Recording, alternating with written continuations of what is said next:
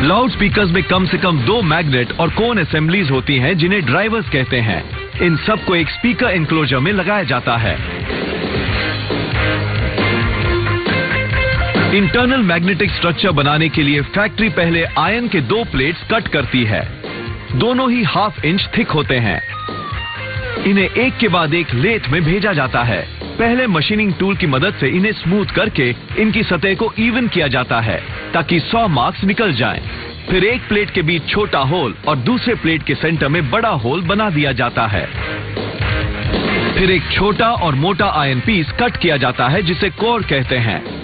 Reamer की मदद से इसमें एक बड़ा होल बनाया जाता है। Workers super high strength epoxy glue को कोर पर, बैक बेल्ट पर और छोटे होल वाले प्लेट पर लगा देते हैं। वो इन पीसेस को चिपकाकर स्क्रू कर देते हैं ताकि मैग्नेटिक पुल को ये बॉन्ड मजबूती से सह सके। होल में एक फोम फिल्टर भी चिपकाया जाता है ताकि वाइब्रेटिंग कोन में धूल या कोई और इंटरनल डैमेज ना हो पाए। अब मेटल बास्केट के नैरो एंड पर ग्लू लगाया जाता है। एक डाई से एल्यूमिनियम फ्रेम बनाया जाता है जो मैग्नेटिक स्ट्रक्चर और कोन को होल्ड करेगा। वर्कर्स फ्रंट प्लेट यानी बड़े होल के साथ वाली प्लेट को ग्लू की हुई सतह से जोड़ देते हैं। फिर फ्रंट प्लेट के अंदरूनी भाग को फेराइट के एक साइड से जोड़ दिया जाता है जो एक आयरन पाउडर से बनी सिरेमिक रिंग है।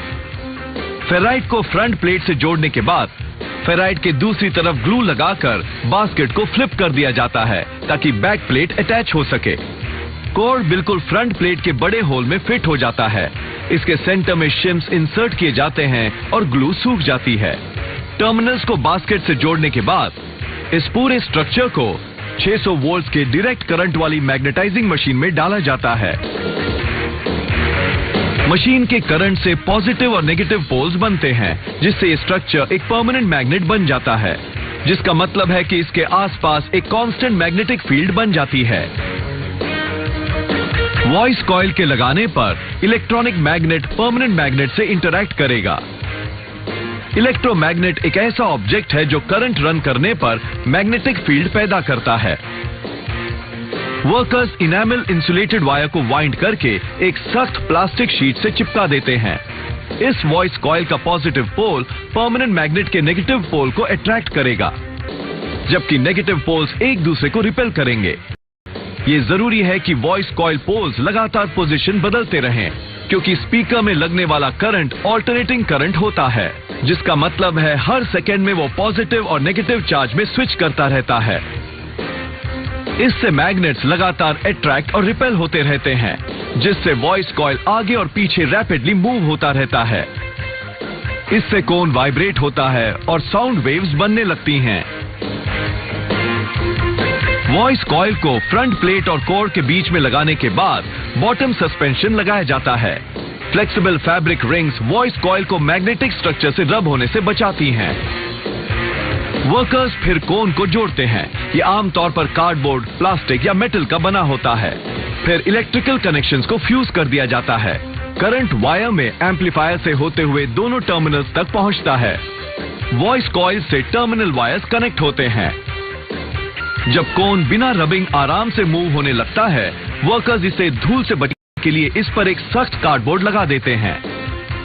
आखिर में स्पीकर को एक ऑडियो टेस्ट ड्राइव के लिए भेजा जाता है। इसे एक ऐसी मशीन से कनेक्ट किया जाता है जो अलग अलग फ्रीक्वेंसीज ट्रांसमिट करती है। ये चेक किया जाता है कि वॉइस कॉइल और कोन की मूवमेंट्स में कोई रुकावट नहीं हो। फिर एक कंप्यूटर डिवाइस ड्राइवर से निकलने वाली साउंड वेव को एनालाइज करता है। 2-वे स्पीकर सिस्टम्स के हर एनक्लोजर में 2 ड्राइवर्स के साथ वूफर और ट्वीटर लगे होते हैं। वूफर में एक बड़ा कोन होता है जो लो फ्रीक्वेंसीज में धीरे वाइब्रेट होता है। ट्वीटर में एक छोटा कोन होता है जो हाई फ्रीक्वेंसीज में तेजी से वाइब्रेट होता है। 3-वे सिस्टम्स में तीसरे ड्राइवर के साथ मीडियम साइज का कोन लगा होता है मिड रेंजेस के लिए।